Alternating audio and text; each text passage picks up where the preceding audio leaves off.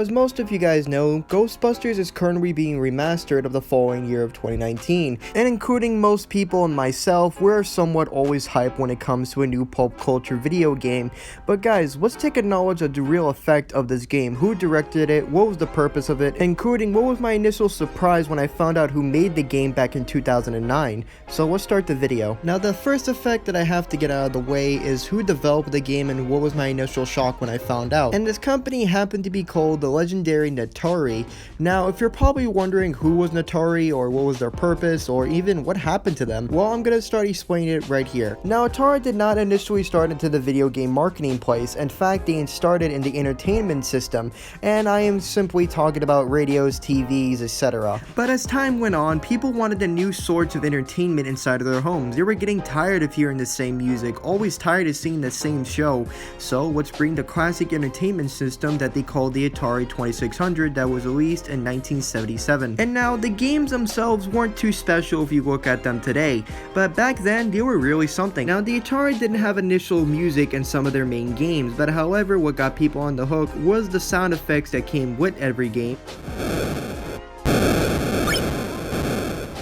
And of course, active gameplay, though they were quite simple, but what can you expect from a console controller that only has 2 buttons? Though I think it's quite obvious that during the late 70s and early 80s, Atari nailed that early generation of people, but unfortunately Sega and of course Nintendo would rise up to the top to take them down. In June 15th, 1983, the Nintendo gaming console made its first appearance in Japan, and after seeing box office sales throughout the whole nation of the country, they managed to go worldwide in only the span of about 5 months. Now, as Nintendo was developing into the marketing place of video games, Atari tried their very best to compete with them, but no matter what they tried, it couldn't really compete with Nintendo. As anybody could expect, Nintendo managed to bring better graphics, better story, better gameplay, and of course better music going against them at the same time.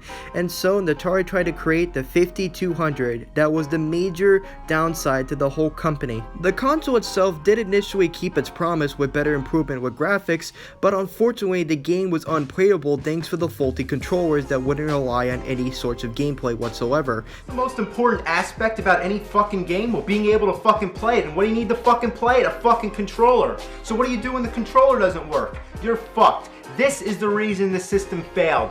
So that pretty much bit the dust at the beginning when it first released. Atari tried their hat in the ring one more time with the 7800. This one improved with a better intake of graphics and music, and also with sound effects, and the controllers managed to work in a very smooth tone. However, it was a bit too late how gamers moved on to better consoles at that time. They tried their best with the Atari Jaguar. Unfortunately, that game managed to improve on graphical wise as well, and the controller managed to did work, but obviously they managed to also make a big misstep as the games didn't manage to either work or just be highly mediocre as anybody could tell. And yeah, you probably know what game I'm talking about. And so that was it. Atari tried their very best to compete with the legendary Nintendo, but no matter what moves they made, it just made a grover and bigger mistake about time after time. The Atari Jaguar was pretty much their last move until 2009. Now that we have found out who developed the game and also sponsored it, let's get into the certain gifs that who directed it, including who wrote the story. Here's a nice little fact if you didn't know anything about the games. It was actually directed by Ivan Reitman.